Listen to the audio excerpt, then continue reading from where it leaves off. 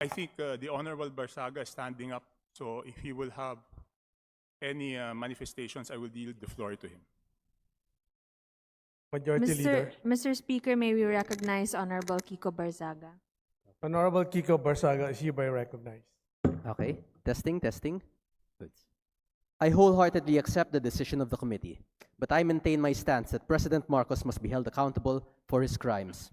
Too many people have died and too much money was plundered from the Filipino people for us to stand down now. Whatever punishment may fall upon me and others who stand against this president who has lost his constitutional mandate of serving the Mr. people is Speaker, inconsequential point of in order. relation to the amounts of lives Mr. Speaker, and point of futures order. that will be saved when Majority President Leader. Marcos leaves Malacanang. It took the deaths and imprisonment Point of Majority order, Leader. Mr. Speaker. thousands to bring Marcos Sr. to Point of justice. order, Mr. Speaker. My punishment is only the beginning of our fight against the Mr. Speaker, may we recognize I promise Chairman I will not Abalos fight corruption, even for the point of order. thank you, my dear colleagues. Mr. Speaker, point of order.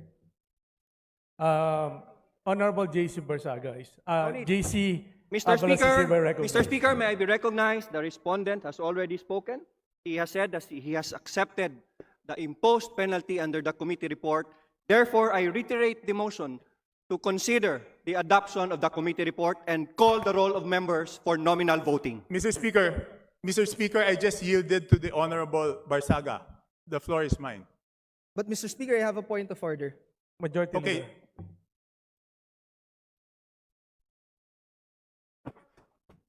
What's the point of order, Mr. Speaker? May I know from the chairman? Mr. Speaker, as sponsor of this resolution, I have not yet yielded my time to the respondent. Majority Leader. If the chairman so wishes, he has his time, Mr. Speaker. Yes. Honorable JC Abalos is hereby recognized. Mr. Speaker, I would like to point out that as sponsor of this resolution, it is my time regarding this measure that we are deliberating right now. I would also like to put on record, Mr. Speaker, that the respondent has been given an opportunity to explain his defense at the proper forum, and we have accorded him that, Mr. Speaker. That is all, Mr. Speaker. Maraming salamat po. Majority Leader. Mr. Speaker, there is a pending motion to Mr. consider Mr. Speaker, committee may I ask report. if the sponsor is willing to yield to a few questions? Mr. Speaker, may I Mr. S- request suspension for a few minutes? 1 minute suspension.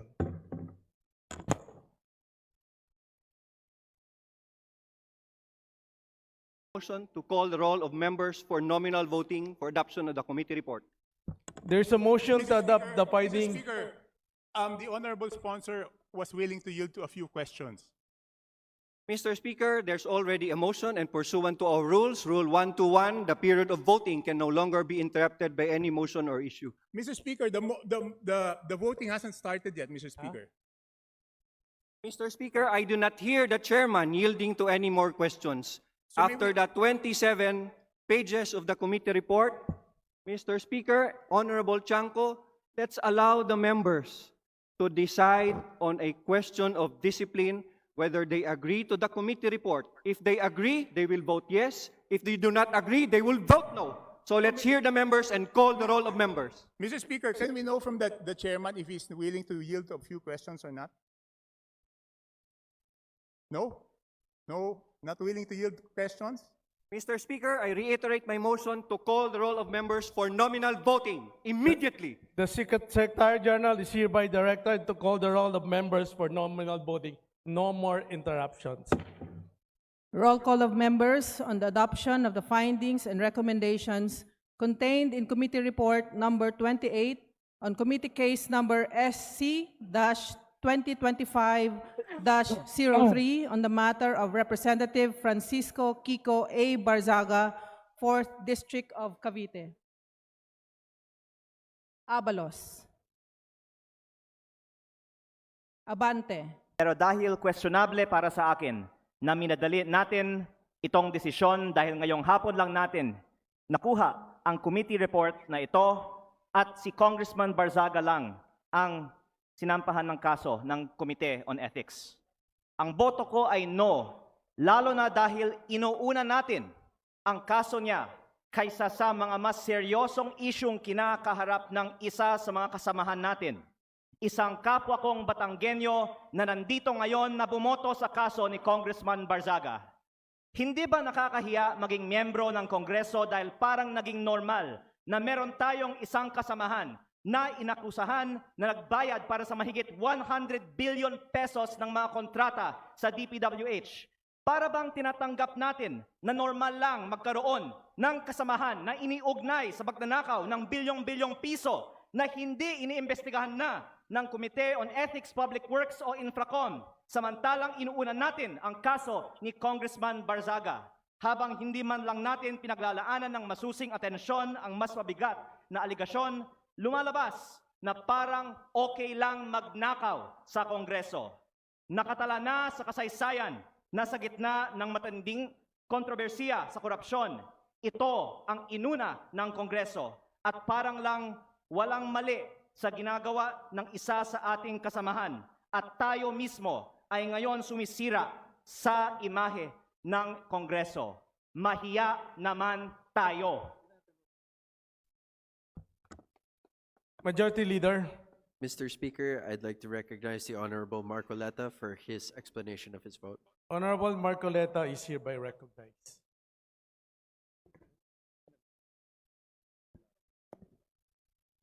Mr. Speaker, distinguished colleagues, isang mapagpalayang hapon po sa ating lahat. I rise to place on record this manifestation of support for Honorable Francisco Kiko Barzaga and to express my strong opposition to any move seeking his suspension from this august chamber. From Voltaire's philosophy of tolerance and freedom of expression, this line is often quoted, "I may not agree with what you say, but I will defend to the death your right to say it." The independence of the legislature ensures that members may speak fully, frankly, and fearlessly on matters of public interest. Honorable Barsaga's statements directed at alleged corruption within the government falls within the fullest and most urgent category of political expression. To penalize him for raising concerns on corruption, which the Constitution itself mandates Congress to check, is to subvert the very principle of parliamentary privilege. Mr. Speaker, 2004 pa lang po, andito na po ako bilang Chief of Staff po ng aking ama.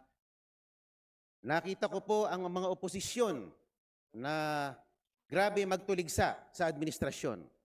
Nandyan po ang mga magigiting na miyembro ng Makabayan Bloc na sila Saturno Campo, Lisa Masa, Joel Berador na talagang magigiting na mga figura ng oposisyon. Pero hindi naman po sila naharap sa mga ethics case, gaano man sila kaanghang magsilita laban sa administrasyon. My dear colleagues, Honorable Barzaga is seated in this chamber because the people of Dasmariñas City, Cavite, placed their trust in him as affirmed through the ballot. Article 6, Section 6 of the Constitution states that members of this House derive their authority exclusively from the electorate. Ano po ba ang mas mabigat na kasalanan? Ang magmiyaw o ang magnakaw? Ano ba ang mas mabigat na kasalanan? Ang mag-video at mag-selfie at mag-post ng pagkadismaya sa gobyerno, ang isang batang congressman? O ang ginawang sistematikong pagnanakaw sa gobyerno? O at pagsimot sa bilyon-bilyong piso sa kaban ng bayan sa pamamagitan ng mga ghost projects? Ang mga posts ni Kong Miao ay mistulang alingaw-ngaw lamang ng saloobin ng nakararaming mga Pilipino.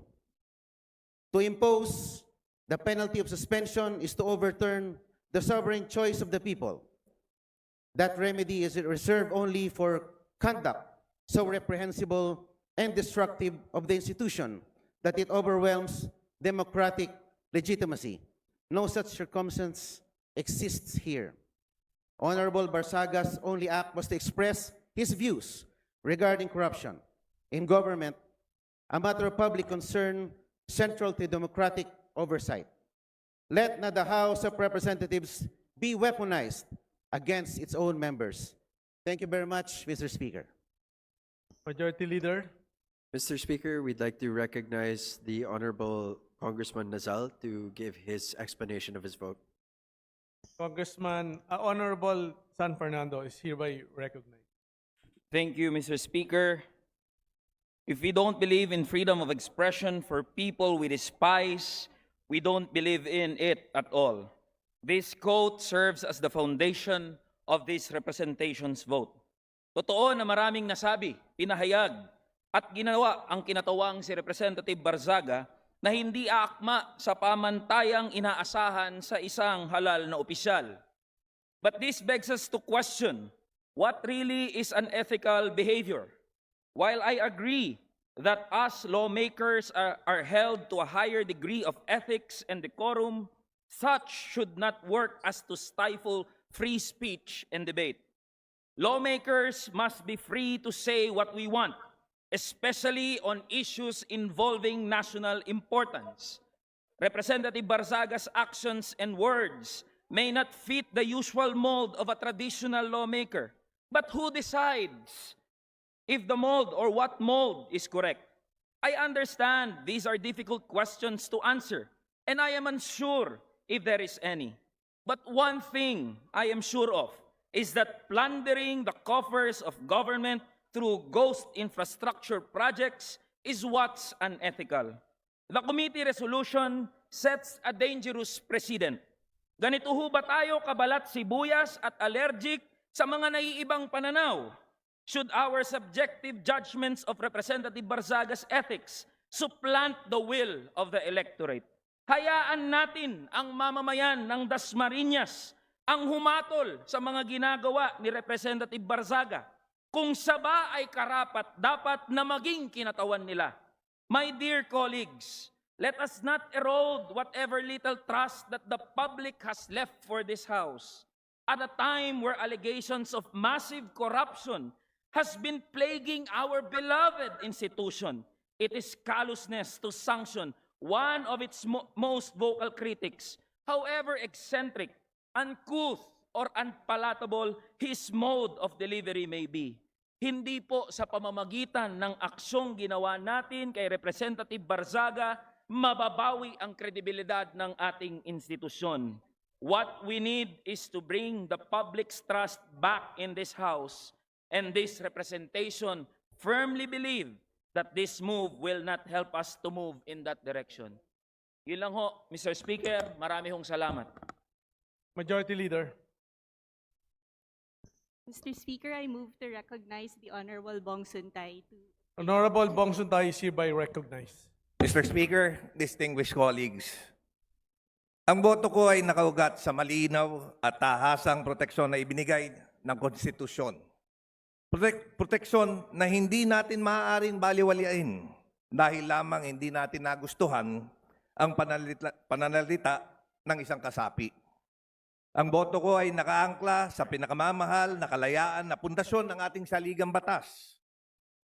Nakaukit sa Article 3, Section 4, under freedom of speech, na nagsasaad na no law shall be passed abridging the freedom of speech, of expression, and of the press. Ito ang pundasyon ng lahat ng demokratikong lipunan. Its shield is broad and its protection is deep. It extends even to speech that is sharp, incendiary, or inflammatory. Constitutional protection is not limited to speech that is polite, convenient, or comfortable. This freedom is not ornamental. It is the lifeblood of a democratic discourse. The very air that allows truth to move, compete, and ultimately prevail in the marketplace of ideas. In every Congress, in every era, disagreements, mabigat man o masakit, ay mangyayari. But our duty is not to silence discomfort. Our duty is to allow debate to permit critique and to safeguard the right of each member to speak without fear that dissent itself becomes punishable. Totoo, the circumstances and expressions involved fall short of decorum expected in this House. Hindi natin kinukonsinti ang pamamaraan o pagkasabi. Hindi natin tinatanggal ang bigat ng responsibilidad sa pagpili ng salita. Ngunit, falling short of decorum does not remove constitutional protection. The speech may be harsh. It may offend sensibilities. It may jar our sense of propriety.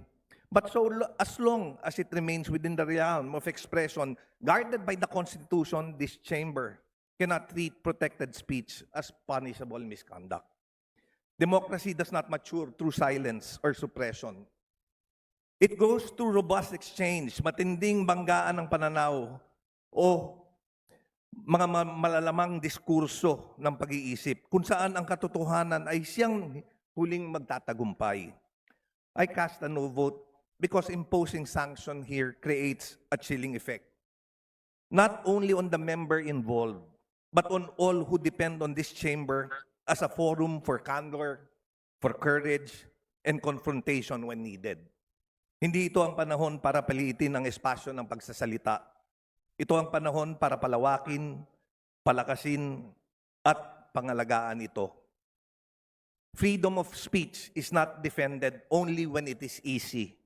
It must be defended precisely when it is difficult, when the speech is unwelcomed, unpopular, or uncomfortable. That is the true test of our commitment to constitutional principles. Thus, with earnest respect for this institution and with fidelity to the Constitution, I vote no. To uphold our most cherished freedom, to preserve the vibrancy of democratic debate, and to affirm the truth. The truth emerges only when ideas are allowed to contend openly and without fear. Maraming salamat po. Majority Leader. Mr. Speaker, I move to recognize the Honorable Robert Nazal for his explanation. Honorable Robert Nazal is hereby recognized. Thank you, Mr. Speaker, my esteemed colleagues. While I acknowledge the profound importance of maintaining and enforcing the ethical standards of this House, my vote of no reflects two deeply held convictions. First, although the respondent's conduct was inappropriate, crass, and unbecoming of a member of Congress, I respectfully submit that the proposed 60-day suspension is grossly disproportionate to the offenses alleged. If he has indeed acted beneath the dignity of his office, then by all means, reprimand him, hold him to account. But discipline must always be commensurate to the transgression, and in this case, I believe this august chamber is responding with excessive severity. A reprimand being the initial and least severe action should have been the proper first recourse, especially where the conduct, while objectionable, does not involve corruption, criminality, abuse of authority, or behavior so grave as to render a member unfit for office. Second, voting no does not mean